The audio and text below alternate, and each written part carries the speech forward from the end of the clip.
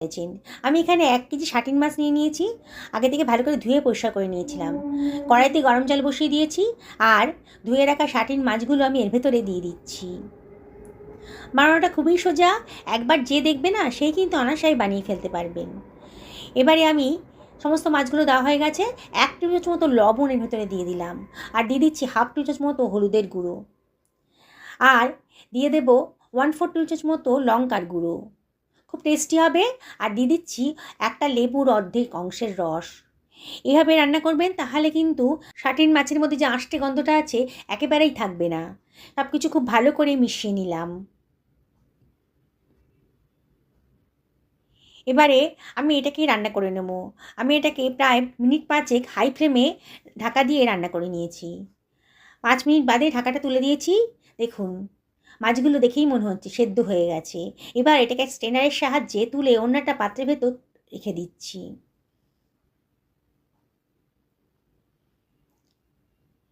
সমস্ত মাছগুলোকে আমি অন্য একটা পাত্রের ভেতর তুলে রাখবো। একটু ঠান্ডা করতে দেবো। ঠান্ডা হয়ে গেলে একটু চাপ দিলেই কিন্তু কাঁটাগুলো বেরিয়ে আসবে। কাঁটাগুলো ফেলে দেবো। শাটিন মাছের কাঁটা কিন্তু খুব কমই থাকে। দেখুন, আমি এই কাঁটাগুলোকে বাদ দিয়ে দিচ্ছি।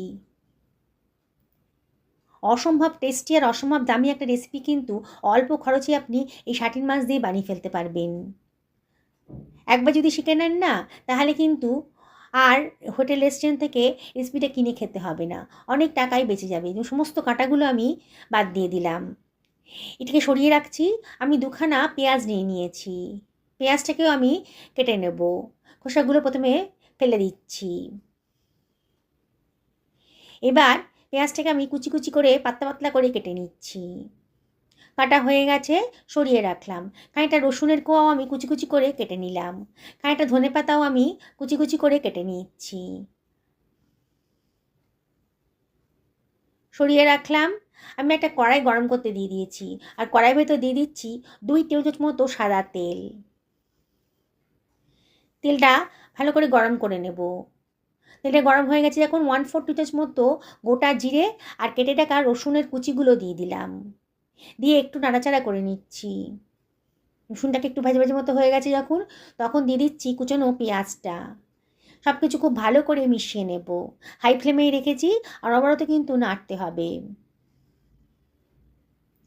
এবার আমি এর ভেতর দিয়ে দিচ্ছি 1/4 টি চামচ মতো হলুদের গুঁড়ো, 1/2 টি চামচ মতো লঙ্কার গুঁড়ো, 1/4 টি চামচ মতো জিরের গুঁড়ো আর ধনের গুঁড়ো 1/4 টেবিল চামচ মতন।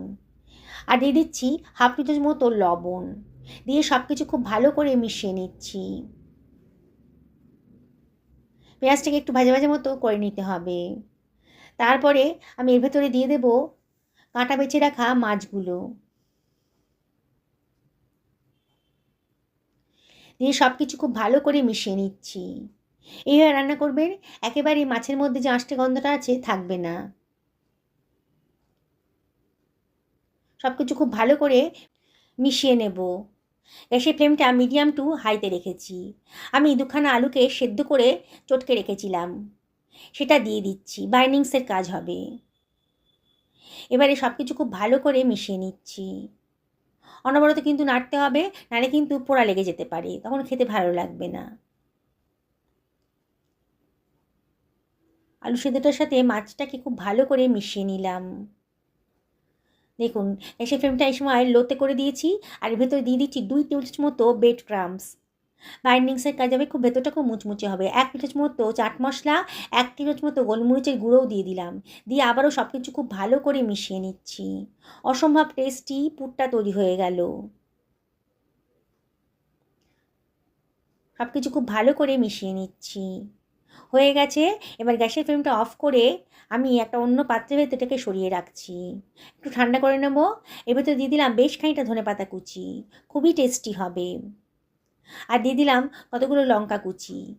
দিয়ে সব কিছু আবারও খুব ভালো করে মিশিয়ে নিচ্ছি। যেসব বন্ধুরা রেসিপিটা দেখছেন অথচ এখনও আমাকে সাবস্ক্রাইব করেননি, তাদেরকে আমি একান্ত রিকোয়েস্ট করবো আমার চ্যানেলটা সাবস্ক্রাইব করার জন্যে। পাশে থাকা বেল আইকনটা অবশ্যই ক্লিক করে দেবেন, তাহলে আমার রান্নার নোটিফিকেশানটা আপনারা চটজলদি পেয়ে যাবেন। আমি এখানে অর্ধেক অংশের লেবুর রসটা দিয়ে দিলাম, খুবই টেস্টি হবে। দিয়ে আবারও সব কিছু খুব ভালো করে মিশিয়ে নিচ্ছি। দেখছেন তো বানানোটা কতটাই সোজা। এবার আমি মুঠো মুঠো করে একটু লম্বা লম্বা করে গড়ে নিচ্ছি। দেখুন কীভাবে গড়ছি। এইভাবে আমি সমস্ত পকোড়াগুলো গড়ে নেব। দেখুন রেডি হয়ে গেছে, সরিয়ে রাখলাম। আমি একটা পাত্রের ভেতর 2খানা ডিম ফাটিয়ে দিচ্ছি। যেসব বন্ধুরা রেসিপিটা ফেসবুক থেকে দেখছেন তাদেরকে আমি রিকোয়েস্ট করব আমার পেজটা ফলো করার জন্যে। হাফ টি চামচ মতো লবণ দিয়ে দিলাম, আর হাফ টি চামচ মতো গোলমরিচের গুঁড়োও দিয়ে দিলাম।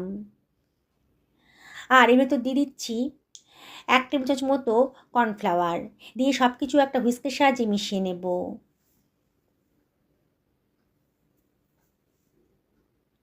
খুব ভালো করে মিশিয়ে নিতে হবে যাতে কোনো লাম্পস না থাকে। হয়ে গেছে, এবার এটাকে আমি সরিয়ে রাখছি। আমি একটা পাত্রের ভেতর দিয়ে দিচ্ছি খানিকটা বিস্কুটের গুঁড়ো।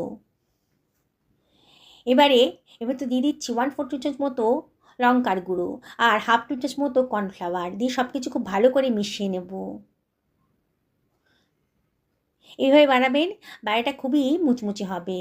এবারে মাছের যে পুরটা বানিয়েছিলাম লম্বা লম্বা করে, সেটা আমি ডিমের গোলার মধ্যে চুবিয়ে দিলাম। কাঁটা চামচ দিয়ে গোলা থেকে তুলে নিয়ে বিস্কুটের গুঁড়োর ভেতর দিয়ে দেব। এইভাবে করবেন, তাহলে বিস্কুটের গুঁড়োটা চট করে ভিজে যাবে না। এবার হাত দিয়ে ওপর থেকে বিস্কুটের গুঁড়োর সাথে ভালো করে মাখিয়ে নিচ্ছি।